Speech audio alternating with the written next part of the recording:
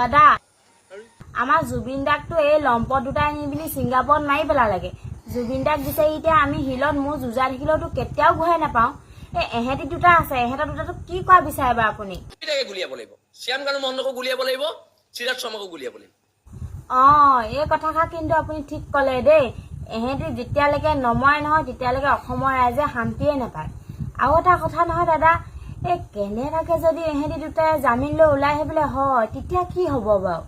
জামিন পাই ওলাই আহিলে ৰাইজে মৰিয়াই মাৰিব।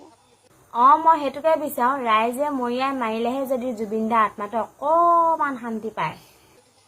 এটা দুটাই অপশ্যন আছে, পুলিচে গুলিয়াই মাৰিব নে ৰাইজে মৰিয়াই মাৰিব, কি মৰাটো মাৰিব লাগিব। হেৰি নহয়, সিহঁতৰ দুটা মৃত্যুটো অকল আপুনিয়ে মই বিচাৰো নে বেলেগ কোনোবাও বিচাৰে? যিহেতু অসমৰ সৰ্বস্তৰ জনগণে ইহঁতৰ মৃত্যুদণ্ড বিচাৰিছে। অসমৰ ৰাইজেও যদি বিচাৰিছে একো নাই বাৰু, মই কিন্তু আপোনাৰ কথাত একমত। ৰাইজ আপোনালোকেও যদি একমত তেতিয়াহ'লে ভিডিঅ'টো শ্বেয়াৰ কৰি দিয়ক।